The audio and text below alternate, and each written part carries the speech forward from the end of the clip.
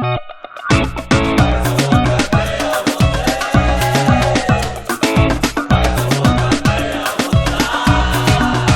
donc, je m'appelle Soukeina Diop. Actuellement, je suis présente ici dans le cadre de la couture. Donc, je suis styliste, créatrice de mode aussi.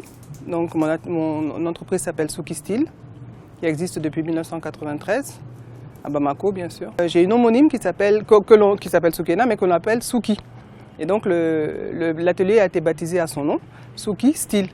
Mais comme au démarrage, beaucoup de gens ne savaient pas que c'était moi, Souki, que c'était ma petite homonyme qui s'appelait Souki Style, donc on a fini par m'appeler moi Souki. Alors que le nom est le nom de ma petite homonyme. Moi, je suis tombée dans le chaudron de la mode très très tardivement, parce que j'ai eu à finir toutes mes études supérieures, licence, DEA, etc., dans le domaine de l'économie rurale. Et ça a été très bizarre parce que j'ai rencontré une dame qui avait un atelier de couture et qui est tombée malade. Et elle m'a demandé, je ne sais pas pourquoi ni comment, elle m'a demandé de tenir son atelier à sa place pendant un mois où elle sera absente. C'était une amie sénégalaise. Et au lieu de s'absenter un mois, elle s'est absentée 3 mois. Et moi, j'ai pris goût. J'ai pris goût. Mais et quand elle est revenue, j'ai dit à la clientèle que j'allais partir et puis laisser l'atelier à son ancienne propriétaire. Et elles m'ont dit, mais non, c'est pas possible, il ne faut pas que tu lasses comme ça, il faut que tu fasses quelque chose par toi-même. Et c'est comme ça que Souki Style est parti.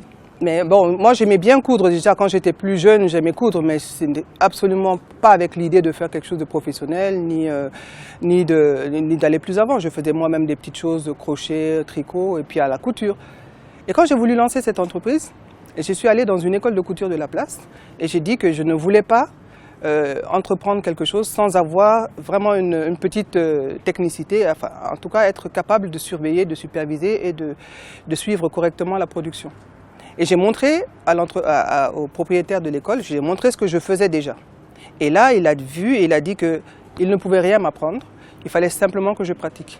Et voilà, l'aventure est partie de là. Depuis 1993, en fait, j'ai eu un parcours assez couture. Pendant, je peux dire, une quinzaine d'années à peu près, parce que là, ça fait à peu près 22 ans que je suis dans la couture comme ça. Et donc j'ai adhéré à des associations de couturières, et dont j'ai même été la présidente de l'association des couturières du Mali pendant quelques années. Et puis au bout d'un certain temps, avec les difficultés que cela amène, parce qu'il y a pas mal de difficultés dans la couture d'ici, c'est très très difficile d'entretenir un atelier avec un certain niveau de demander du professionnalisme avec la main-d'œuvre est difficile. Et bon, moi j'avais aussi un petit quelque chose à côté. Donc j'ai fait un stand-by pendant 4 années, un petit stand-by de 4 années, et là je suis de retour. J'ai amélioré le bon résultat. Parce que, comme je dis, je ne veux pas de la quantité, mais de la qualité. Donc j'ai travaillé à ce que les produits soient originaux, ça c'est un. C'est-à-dire que je ne suis pas la mode qui est courante, donc des produits originaux, donc travailler la créativité et travailler aussi surtout la finition des habits, très important. Maintenant la collaboration avec les tailleurs, les relations avec la clientèle, tout ça c'est des choses qui vous donnent de l'expérience du point de vue de la maîtrise de soi-même. C'est pas toujours facile, je peux vous dire que ce n'est pas toujours facile, c'est même parfois très difficile, surtout avec les tailleurs. Et j'ai eu de la chance, je peux dire, j'ai eu de la chance d'avoir une clientèle exigeante. J'ai demandé à la clientèle d'être exigeante. Donc, je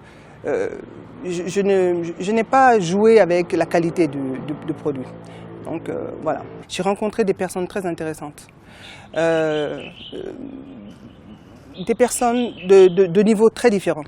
Donc, mes bons souvenirs, parce qu'il y a des mauvais souvenirs. Mes bons souvenirs, ça a été déjà la collaboration avec beaucoup d'artistes. C'est des artistes. Des gens qui font du bourrelant, des gens qui font du pain tissé. Donc j'ai découvert ce monde-là, parce que moi je n'y étais pas en fait à l'origine. Donc j'ai découvert un monde très très riche, mais malheureusement qui est dans un carcan en fait. Il n'explose pas. Il n'explose pas. Et donc le bon souvenir, c'est de dire que j'ai développé mon expérience grâce à des gens qui étaient là quand même assez ouverts pour partager, et ça c'est important. Et aussi ce que j'ai bien aimé, c'est la créativité, la liberté qu'on a de créer. de faire des choses à mon goût, mais surtout beaucoup pour répondre à la demande de la clientèle. Ça, c'est des choses que j'ai beaucoup aimées, parce qu'il y a des moments où je faisais 24 heures d'affilée sans dormir, tellement j'étais prise par ça. Je préfère travailler sur le coton, vraiment le coton, mais le coton qui soit du Mali, c'est-à-dire là, la collection que j'ai présentée, c'était vraiment du coton du Mali, tissé par les tisserands maliens et fait vraiment malien. Mais j'aime bien aussi les pagnes tissées du Sénégal, j'aime bien aussi les pagnes tissées de Burkina Faso et d'ailleurs. Mais j'aime aussi le coton industriel, donc le pagne. Et ce que j'aime bien surtout, c'est faire des mélanges. Mélanger les couleurs, mélanger les motifs et mélanger les tissus aussi. Donc pour donner à des trucs, des matériaux qui sont traditionnels de base, une petite connotation moderne. La première chose, vraiment, je demande aux gens de se former. Et surtout de prendre la couture comme quelque chose de professionnel. Ce n'est pas quelque chose qu'on fait quand on n'a plus rien à faire. C'est vraiment un métier à part entière. Beaucoup de jeunes filles, beaucoup de jeunes hommes font de la couture parce qu'ils ont peut-être échoué dans les études, ils n'ont pas pu faire. Moi, j'ai presque un doctorat. Et pourtant, je me suis investie dans la couture. Et donc, ce que je pense, c'est que les gens doivent aimer d'abord ça. Ils doivent aussi apprendre. Ils doivent accepter d'apprendre.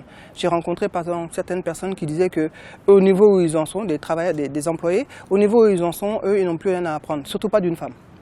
Donc moi, je pense qu'il faut être humble dans tout ce qu'on fait. Soyez très humble, soyez ouverts d'esprit, prêts à apprendre. Et à ce moment-là, on abat des murs impossibles. Donc il faut être formé, se former, accepter de se former à tout moment, à tous âges, et aussi aimer ce qu'on fait.